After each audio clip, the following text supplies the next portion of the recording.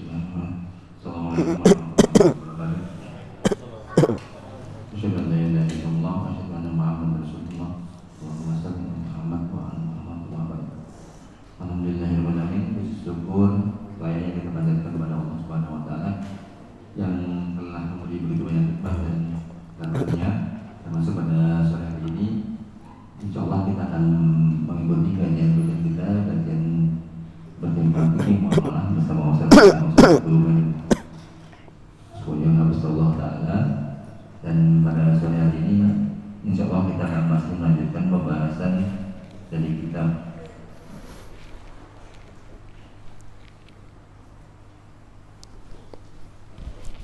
Pengantar Permodalan dalam Islam yang ditulis oleh Ustaz Habibullah Ta'ala. Dan pada sore hari ini kita akan memasuki pertemuan keempat dan membahas tema dengan judul awas sengketa.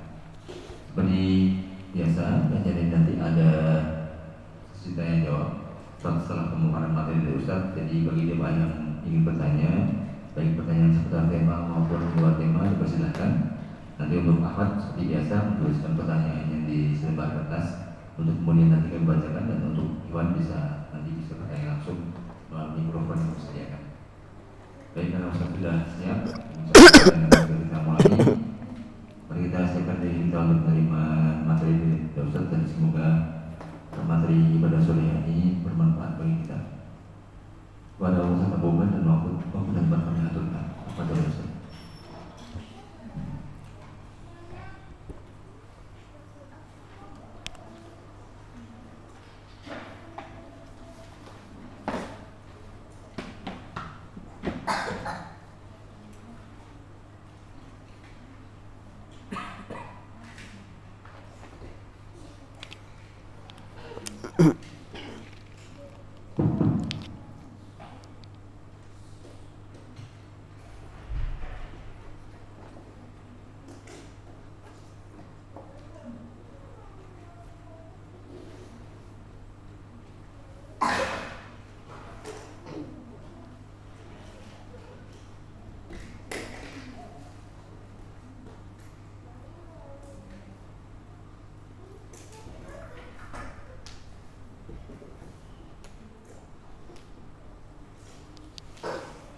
Bismillahirrahmanirrahim. Assalamualaikum warahmatullahi wabarakatuh. Alhamdulillah wassalatu wassalamu ala Rasulillah wa ala alihi wa sahbihi ajma'in. Amma ba'd. Ikhwan wa akhwati fillah, alhamdulillah di kesempatan sore hari ini Allah Azza wa Jalla kembali kumpulkan kita di majlis yang sangat mulia ini, yaitu majlis Talabul Ilm. Dan jamaah sekalian, kita masih di bulan Sya'ban, dan Rasulullah SAW ketika ditanya tentang kenapa beliau di bulan Sya'ban ini banyak melakukan ibadah saum, apa jawaban beliau? Dzalika syahrun yaqulun nasu fihi baina Rajab wa Ramadan. Itulah bulan yang di mana banyak orang yang lalai. Itu bulan yang terletak di antara bulan Rajab dan bulan Ramadan. Rajab itu bulan haram. Ramadan ya masyhur tentang keistimewaannya. Sehingga banyak orang yang lalai di bulan ini, jemaah. Ya.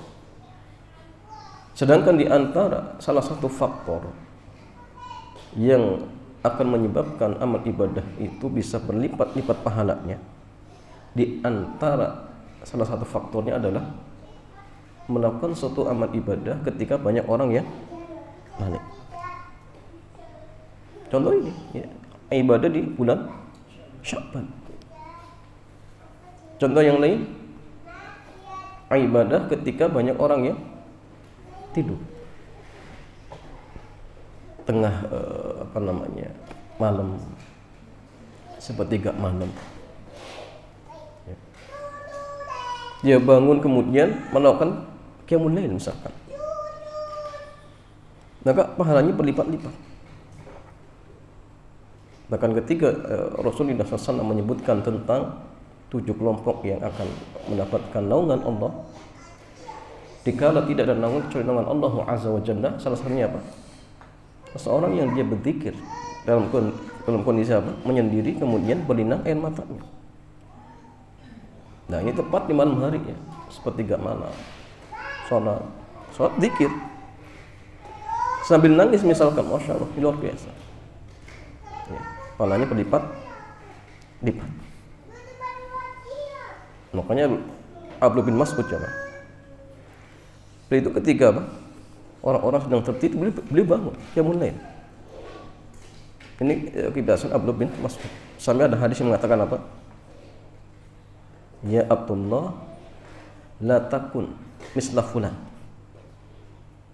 Wahai Abdullah, maksudnya Abdullah bin Mas'ud, janganlah kau mirip seperti si fulan. Kenapa?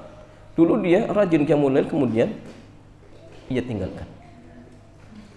Ya, makanya Abdullah bin Mas'ud itu diantara sahabat Rasulullah yang rajin qiyamul lail. Ya.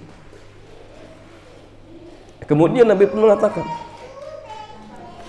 bahwasanya bulan Sya'ban itu bulan yang dimana amal-amal manusia ataupun hamba diangkat apa jamaah? Naik ke atas. Sehingga beliau mengatakan wa anna uhibbu an yurfa'a amali wa ana sha'imun. Jadi di bulan Sya'ban ini bulan yang dimana amal-amal seorang hamba itu akan dilaporkan kepada Allah.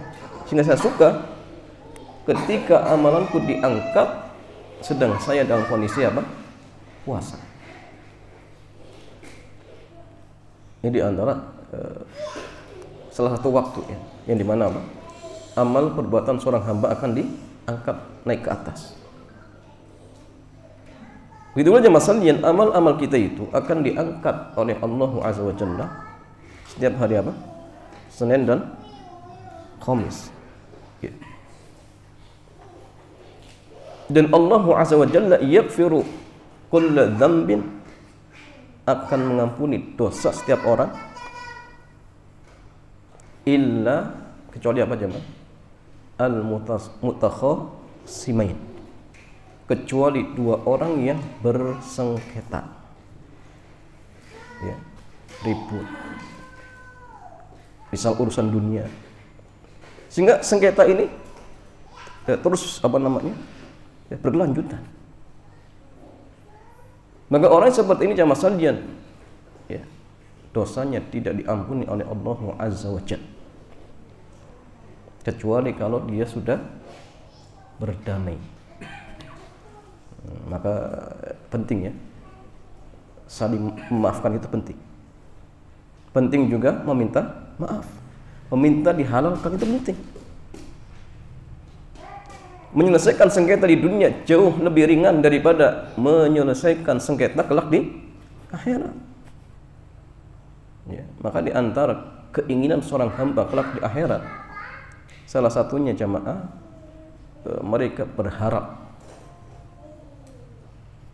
dan meminta dihalalkan oleh saudaranya yang dulu pernah misalkan menjelek-jelekan, pernah menggibah, pernah ngambil hartanya, minta dihalalkan. Tapi ingat, dosa kalau terkait dengan anak Adam itu sulit jemaah. Ya, karena sifat dasar manusia itu apa jemaah? Pelit, pelit.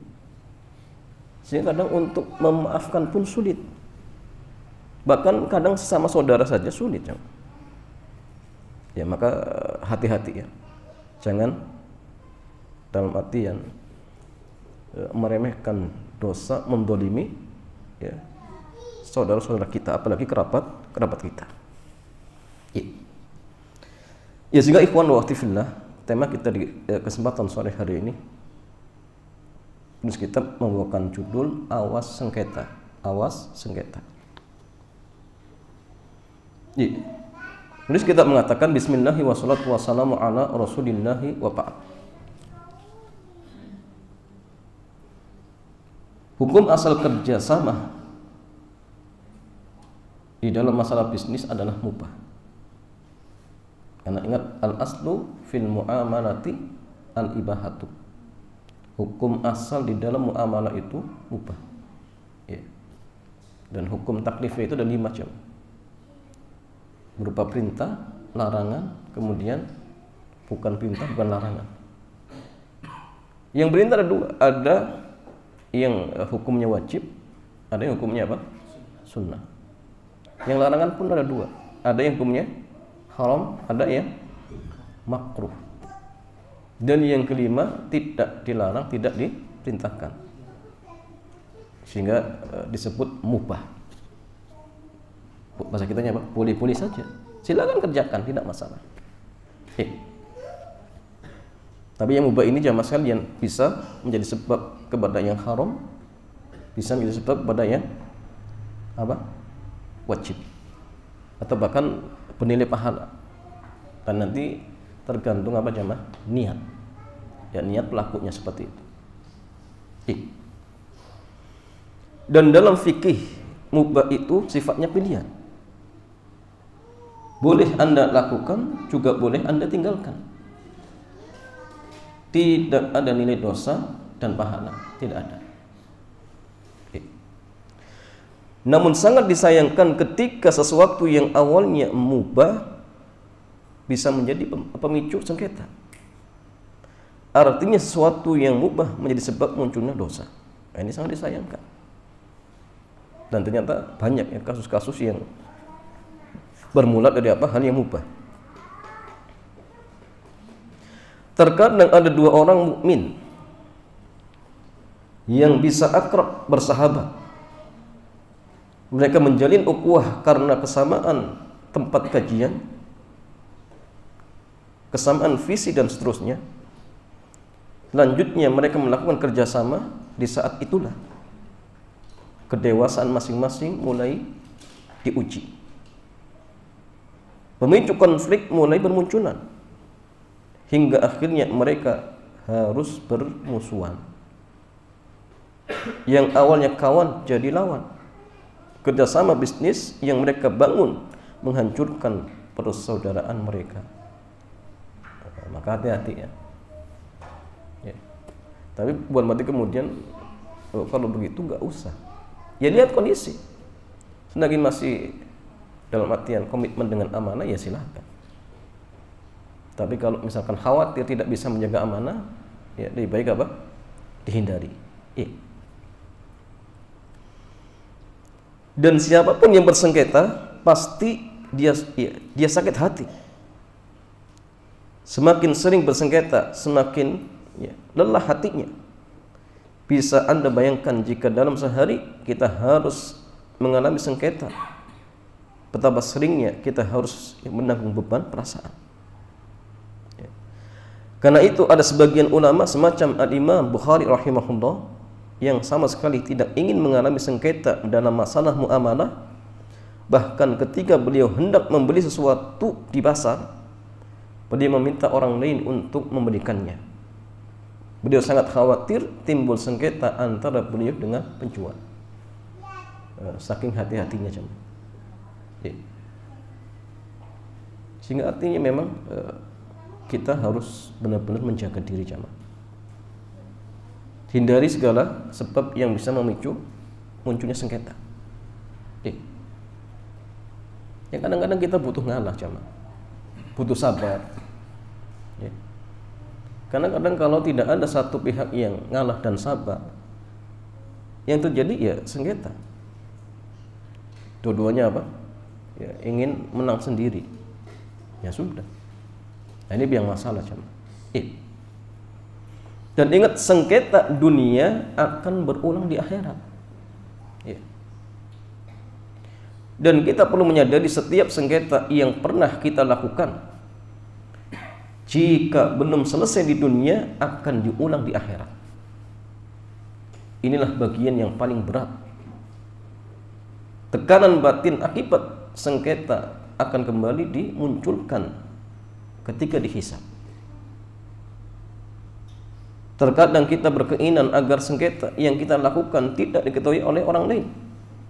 Namun bisa jadi ini akan ditampakkan di hadapan seluruh makhluk kelak. Sekarang mungkin malu, tapi kelak akan diperlihatkan oleh Allah Subhanahu wa taala. Allah Azza wa Jalla berfirman, "Innaka mayyitun wa innahum mayyitun. Thumma innakum yawmal qiyamah 'inda rabbikum tahtasimun." Kamu akan mati dan mereka akan mati. Kemudian kalian akan berdebat di sisi Rabb kalian pada hari kiamat. Al-Imam Ibnu Katsir ketika menafsirkan ayat ini beliau mengatakan gini, "Inna hadhil ayah wa in kana siyaquha fil mu'minina wal kafirin wa dzikril husumati bainahum fid daril akhirati fa innaha syamilatun likulli mutanazi'aini fid dunya fa innahu tu'adu alaihim al husumatu fid daril akhirati." Ayat ini meskipun konteksnya tentang orang mukmin dan orang kafir serta mengingatkan tentang perdebatan antara mereka di hari kiamat, namun juga hal ini mencakup semua pelaku sengketa ketika di dunia. Perdebatan antara mereka akan diulang lagi kelak di akhirat.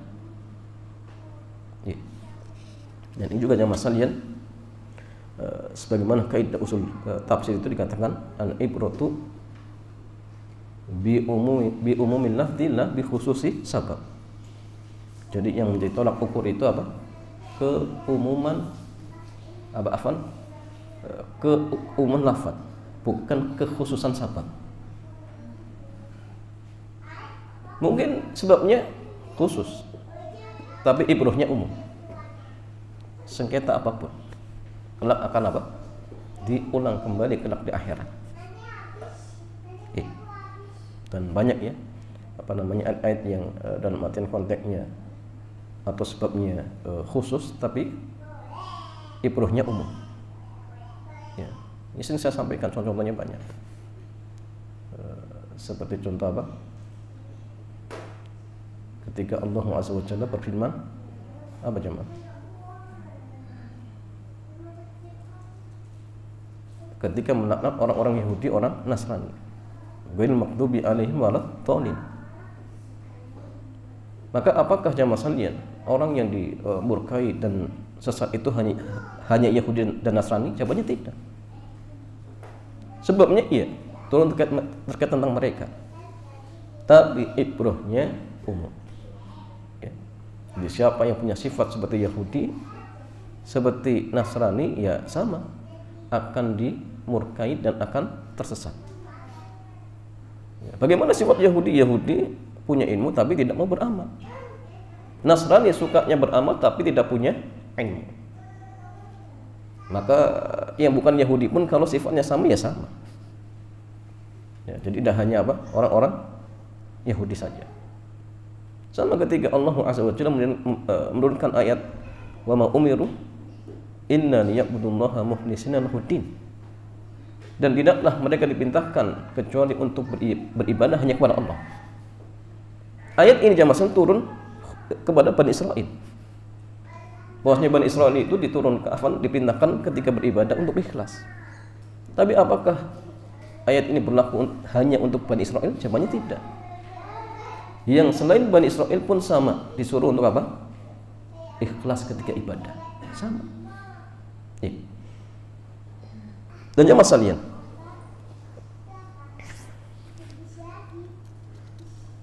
innaka mayyitun wa innahum mayyitun. Ini satu ayat yang pernah dibacakan siapa? Abu Bakar As-Siddiq ketika peristiwa wafatnya Nabi. Yang ketika itu Umar marah-marah dan Umar tidak percaya Nabi wafat. Sampai beliau mengatakan apa? Siapa yang mengatakan Muhammad mati, saya penggal lehernya. sehingga orang-orang takut ya.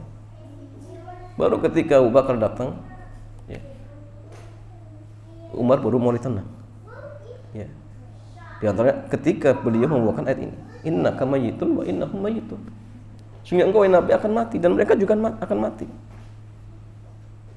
Kemudian Abu Bakar cuma mengingatkan, siapa yang menyembah Muhammad, Muhammad telah meninggal. Tapi siapa yang menyembah Allah, maka Allah Maha hidup, kekal nama-namanya. Kemudian di antara ayat yang dibawakan lagi apa? Wa ma Muhammadun illa rasulun qad khalat min qablihi rusul. Ya. Jadi Muhammad itu ya rasul, sebagaimana rasul-rasul yang sebelumnya. Ketika ia meninggal ya, kemudian kalian akan berpaling. Nah, akhirnya jamaah Umar baru sadar. Ya. Dan jamaah sekalian, di antara faedah dari ayat ini juga jamaah bahwasannya setiap orang itu akan dibalas berdasarkan perbuatannya masing-masing. Perbuatannya masing-masing. Dan balasan itu jamaah sekalian bisa di dunia, bisa di alam barzakh, bisa di akhirat. Dan balasan di dunia itu kadang-kadang apa jamaah? Kadang-kadang apa? Berbalik dengan apa yang diinginkan. Contoh gini. Nah itu tergantung niat ya. Jadi baik dan buruknya tergantung niat. Ada orang misalkan dia datang ke dukun biar sembuh ya. Apa yang terjadi? Apa yang terjadi? Jadi nggak sembuh. Justru penyakitnya semakin parah. Ini terjadi ya. Seperti orang percaya tatuyun misalkan, bahwasanya hari Sabtu hari naas. Dia yakin dengan seperti itu. Suatu ketika ternyata dia melakukan safar pas hari Sabtu. Apa yang terjadi? Benar-benar kecelakaan. Nah itu kadang-kadang hukuman itu ya tadi berbalik dengan apa yang diinginkan. Sama ketika seseorang dia mencari ridho manusia. Dia mengatakan apa? Manil tamasa ridon nasi bisakhotillah. Jadi barang siapa yang mencari ridho manusia dengan kemurkaan Allah, sakhitallahu alaihi wa askhata anhu nasa, maka Allah murka kepadanya dan Allah menjadikan orang-orang murka kepadanya. Kan awalnya dia mencari ridho manusia, ternyata yang terjadi apa jamaah? Allah jadikan orang tidak ridho. Allah jadikan orang benci pada dirinya. Kita balasan di dunia, balasan di akhirat lebih mengerikan, lebih mengerikan. Maka hati-hati ya. Apalagi al jaza'u min jinsil amal. Jadi perbuatan itu tergantung amal yang kita lakukan. Kama ya'mal misqala dzarratin khairan yarah. Barang siapa yang mengerjakan kebaikan sekecil dzarrah akan dibalas. Keburukan sekecil dzarrah juga akan dibalas. Ya. Maka dalam masalah sengketa ini ingat harus berhati-hati. Jangan gara-gara urusan dunia akhirnya hubungan kita hancur. Ya. Nah ini penting ya. Dan banyak kasusnya seperti ini. Awalnya akrab, ya. Gara-gara urusan dunia, utang piutang, nggak aman, akhirnya ya sengketa tadi. Apalagi yang hutang nggak ngaku. Nah ini masalah jemaah. Sudah diberikan kebaikan, bukan malah berterima kasih, malah berbuat buruk. Ini yang kadang terjadi seperti ini.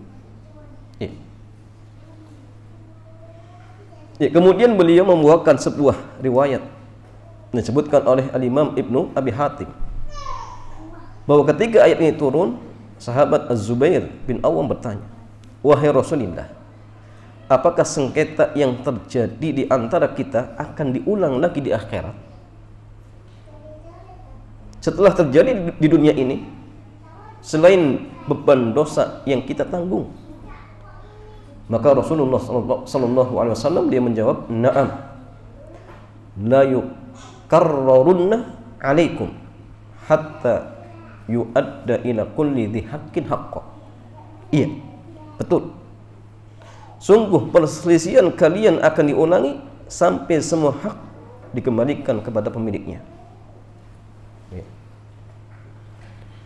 Bahkan yang masalahnya tidak hanya sesama kita dengan manusia, dengan binatang pun kita akan dituntut. Coba. Maka yang dibangkitkan itu tidak hanya manusia, jemaah. Apa saja? Kalau yang akan dibangkitkan, hewan dibangkitkan, manusia dibangkitkan, jin dibangkitkan, iya dibangkitkan. Cuma bedanya gini, kalau jin dan manusia dibangkitkan untuk dibalas, kebaikan dibalas kebaikan, keburukan dibalas keburukan. Tapi kalau binatang dibangkitkan untuk mengkisos. Yang pernah mutilasi binatang akan dikisos. Ya. Dirinya ya, dimutilasi jamaah. Mau? Ya, kalau tidak mau ya jangan berbuat zalim jamaahnya. Ya. Jadi jangan gara-gara contoh misalkan binatang boleh dibunuh seperti apa? Ular. Tikus itu boleh dibunuh. Tapi walaupun boleh dibunuh jamaah sekali tetap bunuhlah dengan cara ihsan. Wa idza qataltum fa ahsinu qitlah. Jadi jangan kemudian disiksa, nggak boleh. Apalagi dibakar ya. Bakar boleh tidak jamaah? Nggak boleh. Karena yang berhak membakar Allah Azza wa Jalla. Tapi kalau pakai raket bakar tidak. Antum pakai raket kemudian cari nyamuk. Kan tapi endingnya kan sama ya, kebakar. Sahih? Hasilnya sama, kebakar. Tapi beda. Kenapa jamaah sekalian? Ilahnya, sebabnya beda. Maka hukumnya beda. Maka di sinilah pentingnya mengetahui ilah itu penting. Kenapa? Karena akan berpengaruh dengan hukum. Ya. Jadi yang diharamkan itu membakar, menyiksa binatang dibakar dengan api. Tapi kalau dia terbakar sebabnya bukan api, sama tidak? Tidak sama. Dia terbakar gara-gara apa? Listrik. Bukan gara-gara api. Ya hukumnya beda. Maka sama seperti kayak itu kan ya masalah besi dipanaskan kemudian digunakan untuk mengobati penyakit, contoh lumpuh, besi dipanasi, tempelkan di bagian yang lumpuh, dengan izin Allah bisa sembuh. Makanya kayak itu dulu di zaman jahiliyah alternatif terakhir, makanya umumnya makruh jamaah. Kenapa? Dianggap menghilangkan tawakal. Maka sunat dengan laser itu sama seperti kayak tidak. Kan sama-sama panas. Jadi sunat dengan laser itu ternyata bukan laser, tetapi apa? Besi dialiri listrik. Sama tidak jemaah? Beda. Kalau kayak itu dengan api dipanaskan. Kalau ini dengan listrik. Hukumnya beda. Walaupun memang ada sebagian yang memirip-miripkan, tapi yang tepat beda.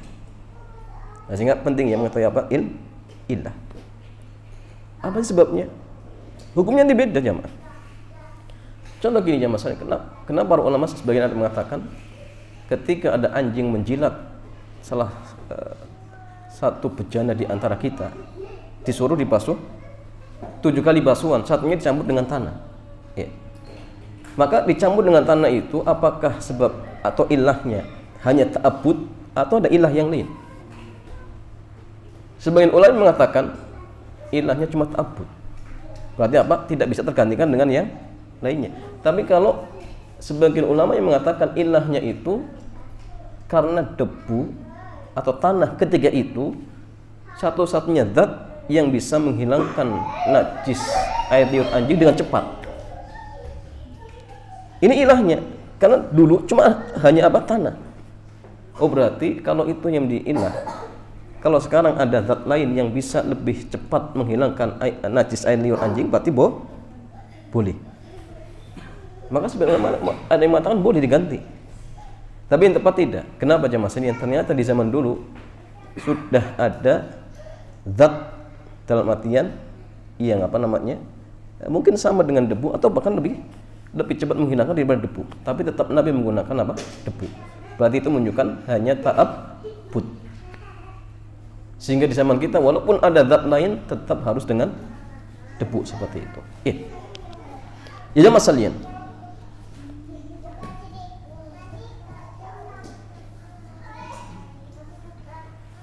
Kemudian jamaah sekalian, wallahi innal amra lasyadid. Jika demikian berarti peristiwanya sangat mengerikan. Ya. Karena itu wajar jika Nabi Shallallahu Alaihi Wasallam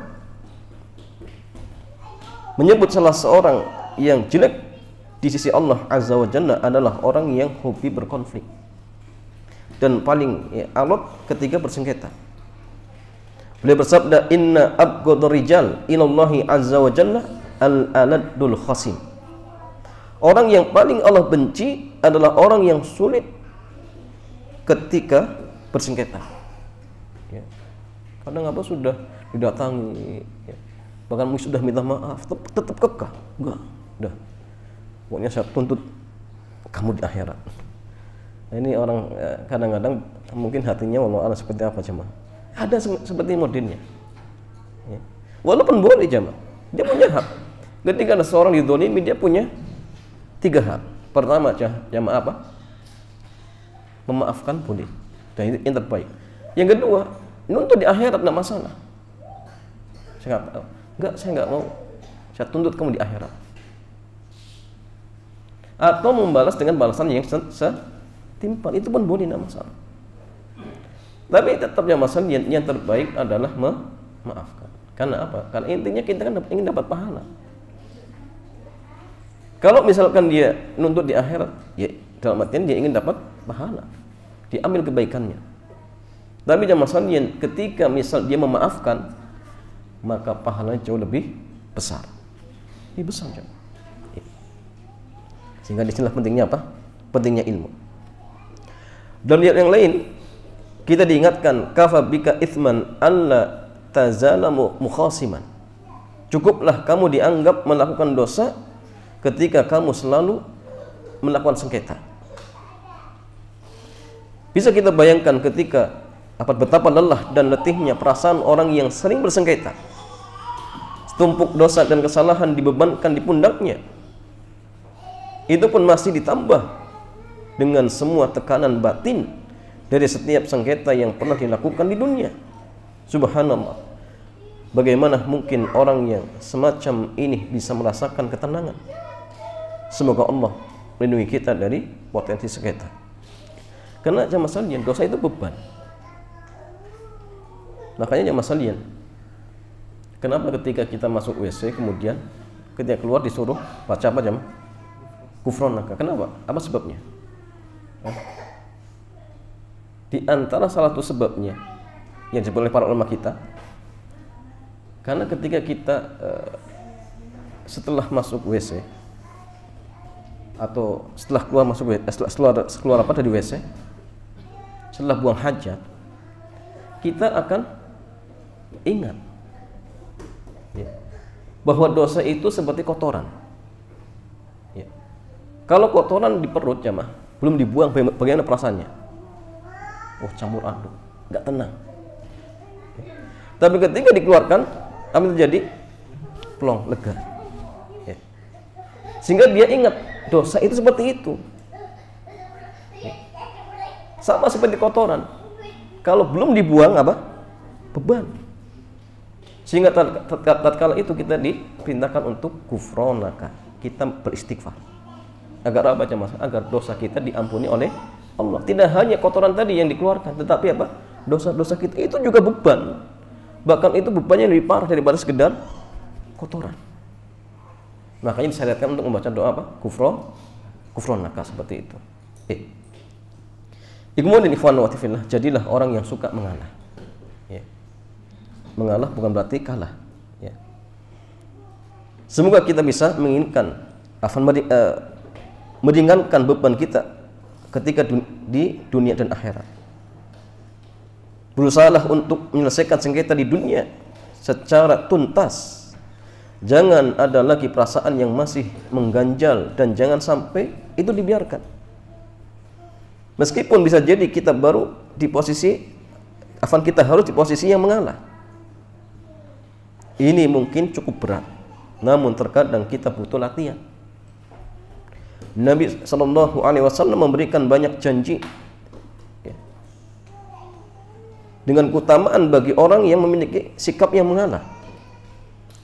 Dalam sebuah hadis dari sahabat Jabir bin Abdullah radhiyallahu taala anhu, Nabi sallallahu alaihi wasallam bersabda, "Rahimallahu rajulan samhan idza ba'a wa idza ishtara wa idza qada."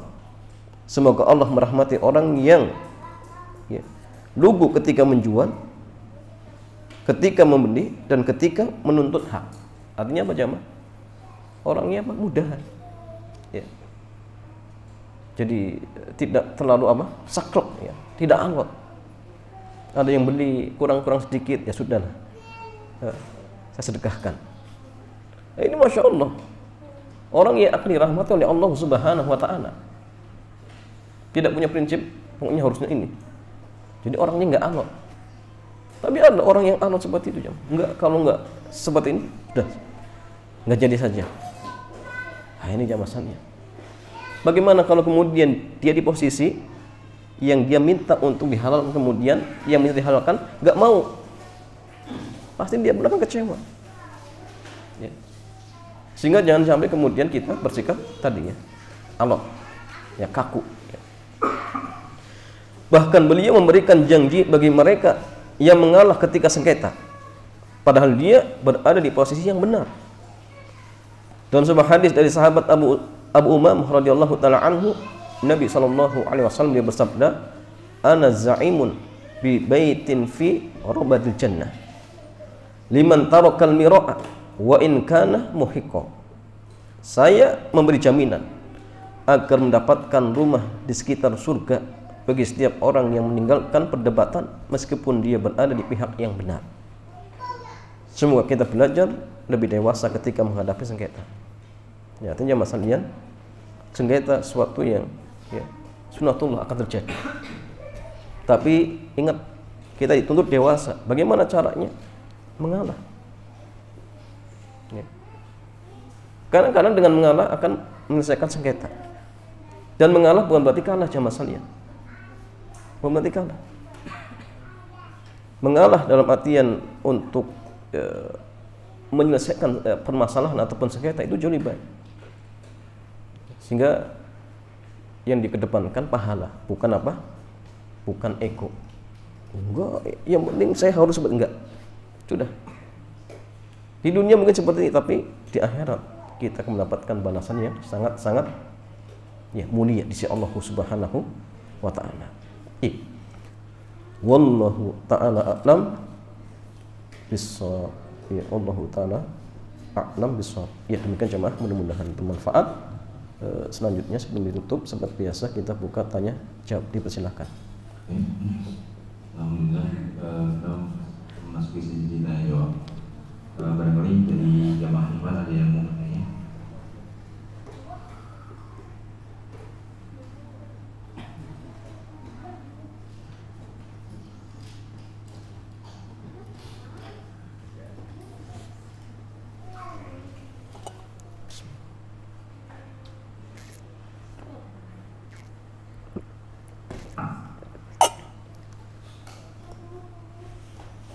Hari ini libur, pertanyaan apa?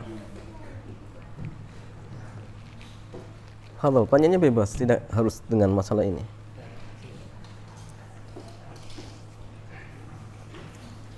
Bismillahirrahmanirrahim. Terima kasih atas kesempatannya. Baik, Ustaz, terkait sengketa,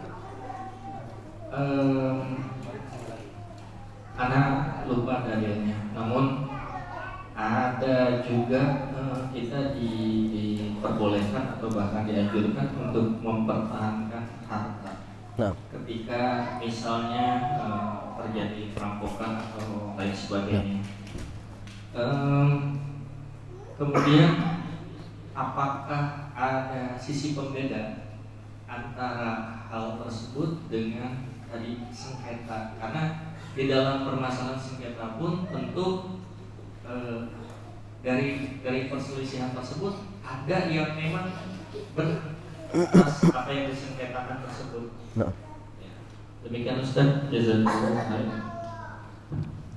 Jazakumullahu khairan katsiran. Ya, jamaah sekalian, apakah ada sisi perbedaan antara mengalah ketika bersengketa dengan mempertahankan harta yang mau diambil oleh orang lain dengan cara batin? Jawabannya ada. Itu. Ya. Kalau sengketa itu gini jamaah sekalian, permasalahan itu memang apa? Masih diperdebatkan. Itu milik siapa? Kalau bahasa kita ya subhat, seperti itu. Dia ngaku, oh ini milik saya. Dia ngaku, oh enggak, ini milik saya. Jadi dua orang ini nggak mau ngalah, masing-masing mengklaim itu haknya. Ya. Walaupun yang benar tetap satu, ya, karena al-haq itu wahid, kebenaran itu satu. Ya. Shiratal mustaqim itu satu. Ya. Tapi ya masalahnya kalau misalkan dia misal, ya, di posisi yang memang benar, tapi kalau tidak ngalah, sengketa itu tidak akan selesai. Maka ngalahnya dia dalam kondisi atau keadaan seperti ini, masya Allah jamaah sekalian, tadi dia di apa jamin apa jamaah surga. Ya. Ana zaimun bi baitin fi rabatil jannah. Saya memberi jaminan agar mendapatkan rumah di sekitar surga, masya Allah. Itu memang benar hak dia, tapi satunya juga pihak yang mengklaim haknya. Nah kalau seperti ini boleh, tapi kalau misalkan mempertahankan harta, ya memang ini benar harta kita. Pihak satunya apa? Ya memang pihak yang salah, benar-benar salah, dia mencuri. Maka kalau seperti ini ya jelas kita dipindahkan untuk mempertahankan harta tersebut. Bahkan kalau misal ya, dengan melayangnya ataupun hilangnya nyawa, dianggap syahid ya. Dianggap syahid. Karena menjaga harta itu termasuk maqasid syariah. Ya. Maka ketika misalkan dia pertahankan sampai misal ya, ruhnya atau melayang, dia syahid. Dia syahid. Ya. Apa kemudian jamaah sekalian boleh bagi dia untuk mengambil? Oh silakan diambil saja. Ya. Boleh tidak ya? Boleh. Harta kita mau diambil, kemudian silakan diambil saja. Jawabannya gini, kalau kita dalam dua kondisi yang sama-sama mudarat, kalau dipertahankan nyawa kita melayang, dipersilakan, berarti sama halnya apa jamaah? Ya. Tadi dianggap menolong tidak? Menolong dia untuk berbuat kejahatan jamaah? Enggak termasuk, tetapi apa? Kita menghindari tidak dalam artian mengingkari kemungkaran semampu, mungkin ya semampu kita lah. Kan harusnya dia berbuat dolim jamaah. Orang berbuat dolim itu Nabi mengatakan apa? Unsur doliman atau matluman. Tolonglah orang berbuat dolim dan yang didolimi. Orang yang berbuat dolim bagaimana? Cegah kedolimannya. Nah, cuma kalau kita paksakan ya, untuk mencegah, justru kita sendiri yang mudaratnya lebih besar. Nah terus bagaimana? Ya sudah, ambil mudarat yang paling ringan. Kalau dengan menyerahkan harta itu paling ringan daripada nyawa kita yang melayang misalkan, karena jamaah sekalian di antara maqasid syariah pun bertingkat-tingkat. Yang paling tingginya apa? Agama. Harta dengan jiwa mana yang lebih tinggi jamaah? Jiwa. Sahih. Maka ini pentingnya mengetahui tingkatan-tingkatan. Agar apa? Agar ketika berbenturan dua hal maslahat atau dua hal mudarat, kita bisa ngambil mana yang harus diambil. Kalau mudarat berarti ambil yang paling ringan. Kalau manfaat, ambil yang paling besar manfaatnya. Itu penting. Ya. Sehingga kalau seperti tadi, ya tetap kita pertahankan karena memang itu hak kita. Satunya pihak yang salah, jelas. Ya. Cuma memang kita dalam artian bukan memberikan ya, artinya kita ketika itu membiarkan dia ngambil bukan karena dalam artian kita rela, bukan. Cuma menghindari mudarat yang lebih besar. Tapi kalau sengketa, satu biar merasa dia benar, bukan salah. Bahkan tadi kalau dia tetap di atas pendiriannya, nggak selesai. Tapi kalau yang tadi, misalnya dia kekeh, selesai. Kalau misalnya ada pihak yang berwajib, ya jelas dia pencuri, dia yang merampok, selesai. Cuma kalau yang ini tetap nggak selesai, walaupun ada hakim pun tidak selesai. Kenapa? Karena dia merasa dirinya benar, kecuali memang ada bukti-bukti seperti itu. Sehingga kasusnya beda, ya. Kasusnya beda seperti itu. Ya, kalau yang pertama dianjurkan untuk ngalah, kalau yang kedua kalau bisa dipertahankan seperti itu. Wallahu taala a'lam bishawab.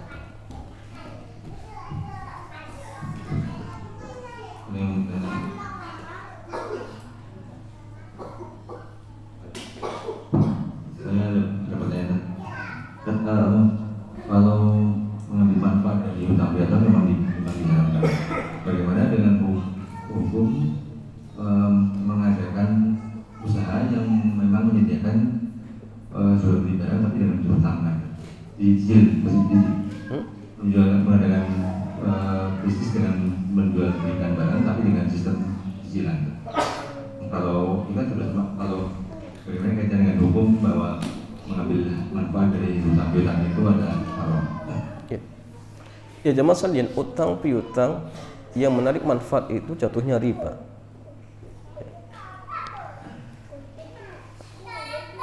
Fudullah bin Ubaid mengatakan kullu qardin jara manfaatan fahuwa riban. Setiap utang piutang yang menarik manfaat jatuhnya riba. Kenapa jamaah sekalian? Karena uang dengan uang itu harta ribawi. Harta ribawi. Kalau dipertukarkan sesama jenisnya dan sama ilahnya, misalkan, berarti harus sama kadarnya, kemudian kontan. Ya. Maka ketika misalkan gini, utang piutang, dia mengutanginya apa? Uang.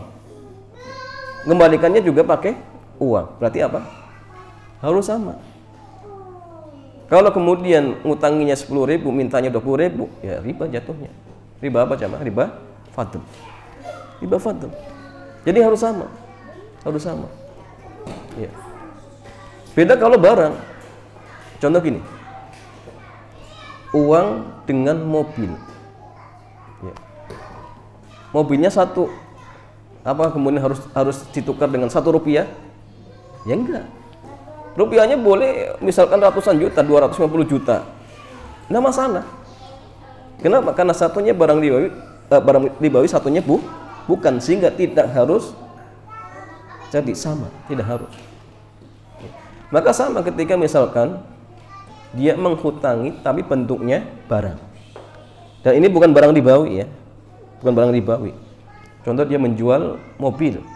Ya. Dengan cara kredit, berarti kan dihutang. Ya.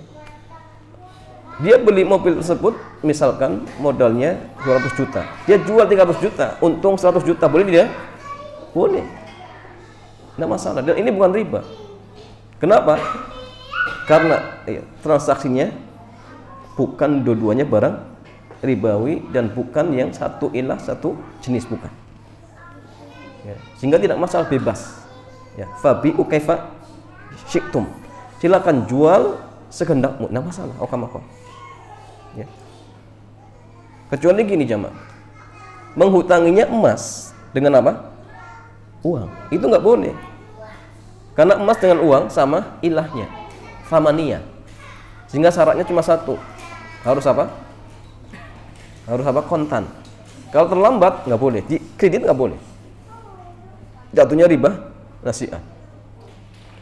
Kalau misalkan ngutanginya uang, ya harus sama nominalnya. Utangnya 10.000 harus 10.000, nggak boleh kemudian ya satunya lebih, nggak boleh. Maka tukar-menukar uang baru dengan uang lama ketika mendekati Lebaran itu juga tidak boleh. Kenapa? Jatuhnya riba jamaah. Riba nasiah juga iya bisa ya, atau riba fadl bisa juga jamaah. Nah, maka kalau transaksi tadi itu disebut dengan istilah jual beli murabahah. Ya, jadi jual beli murabahah itu gini jamaah sekalian. Ada satu pihak dia ingin beli misalkan motor, maka dia datang ke lembaga keuangan, sampaikan, Pak, saya ingin beli motor mereknya Honda Beat tahun 2023 misalkan. Dia sampaikan ya. Dan ketika dia menyampaikan, sekedar hanya mengungkapkan ingin membeli. Dan ingat, belum terjadi akad jual beli. Bolehkah kemudian pihak keuangan tadi memproses, kemudian meneliti, mengkaji, oh ini benar-benar dari track recordnya bagus ini orang. Boleh tidak? Boleh. Tanya macam-macam, tidak masalah. Atau boleh tidak minta uang jadi, boleh tidak? Ingat ya, uang jadi itu bukan apa? Bukan DP. Kalau DP berarti sudah terjadi akad. Ini belum terjadi akad. Uang jaminan saja. Artinya benar-benar dia untuk menunjukkan dia memang benar-benar mau beli. Tapi uang itu bukan uang DP. Kalau DP nggak boleh. Tidak boleh. Kenapa? Nanti jatuhnya dia menjual barang yang belum dimiliki. Itu nggak boleh. DP nggak boleh. Tapi kalau uang jadi, dalam artian pengikat saja, maka tidak masalah. Nah, sehingga akadnya harus benar ya. Tapi kalau bisa sudah tidak usah uang jadi, nggak perlu. Pokoknya dia sampaikan saja, dia utarakan bahwasanya saya ingin membeli motor Honda Beat tadi. Kalau kemudian pihak keuangan tadi percaya dan yakin, silakan dia beli dulu sesuai dengan sifat-sifatnya ya. Setelah dibeli, ingat, barang itu harus dipindahkan ke tempat lembaga keuangan tadi. Mungkin di gudangnya atau mungkin di halaman kantornya, tidak masalah. Dan yang membeli adalah pihak dari apa? Lembaga keuangan. Kalau BMT ya BMT. Setelah dibeli kemudian dibawa, ya, sudah hak milik ya. Maka ketika itu silakan baru dijual. Panggil calon nasabahnya, ya, kemudian diadakan akad jual beli. Tanya, Pak, ini barang sudah kami beli. Panjenengan jadi beli tidak? Jadi belum terjadi akad. Kalau kemudian misalkan nasabahnya mengatakan, oh Pak, mohon maaf ya, ternyata saya masih punya kebutuhan yang lain. Kayaknya tahun ini saya tidak jadi beli misalkan. Ya kalau seperti ini ya sudah, lembaga keuangan jangan marah-marah. Kenapa? Karena tadi belum terjadi akad jual beli. Justru kalau tadi terjadi akad jual beli, justru haram, tidak boleh. Nanti kalau kemudian calon pembelinya membatalkan, ya sudah, selesai. Jangan marah-marah. Oh, Ustaz, berarti kalau seperti ini lembaga keuangan rugi dong. Jawabannya bisa disiasati. Caranya gini, lembaga keuangan minta apa? Khiyar. Khiyar kepada dealer. Pak, mohon maaf ya, saya mau beli motor ini, tapi saya minta khiyar. Jadi mungkin minta khiyarnya 2 bulan. Ya. Untuk jaga-jaga ya, barangkali calon pembelinya membatalkan. Jadi setelah beli panggil. Kalau misalnya nggak jadi, ya sudah, balikin kepada dealer, selesai. Karena ada khiyar seperti itu. Kalau ternyata ketika dipanggil penjualnya, oh saya jadi, pembelinya ngomong jadi, tapi minta syarat lagi, Pak, tapi mohon maaf ya, saya minta syarat. Ya sudah, kalau dia minta syarat, berikan syarat, tetapi apa? Lebih pendek. Kita minta syarat kepada dealer 2 bulan. Kalau pembelinya minta syarat, kasih 1 bulan. Jadi kalau misalkan berlalu 1 bulan ternyata dibalikan, kita masih punya apa? Waktu untuk mengembalikan. Kenapa? Khiyar kita 2 bulan seperti itu. Jadi tidak ada pihak yang dirugikan. Nah, cuma yang jadi masalah kadang kita itu tidak mau belajar, dianggap repot. Ya sama-sama saja, kan nanti uangnya pun seperti itu. Padahal Mas Hadian, akad itu akan merubah hukum. Sama-sama diberikan harta kita kepada orang lain. Kalau akadnya beda, hukumnya beda. Kita ngasih ke orang lain. Kalau niatnya utang piutang, konsekuensinya apa? Berarti tidak boleh memberikan tambahan. Kalau kita ngasih ke orang lain sebagai modal untuk usaha, ya boleh, nanti kalau ada untung kita bagi hasil. Kalau kita ngasih barang kepada orang lain sebagai jaminan utang, ya sudah, jangan dipakai. Kalau kita ngasih ke orang lain sebagai ariyah, berarti apa? Boleh dipakai, tapi manfaatnya saja, barangnya dikembalikan. bentuknya sama, memberikan harta ke orang lain. Tapi kalau akadnya beda, maka hukumnya beda seperti itu.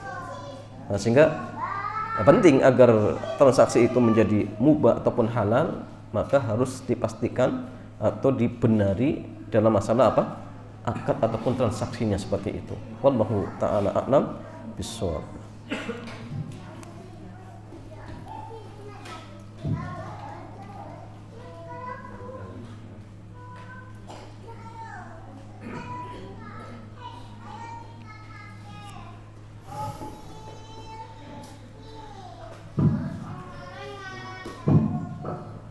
Assalamualaikum warahmatullahi wabarakatuh.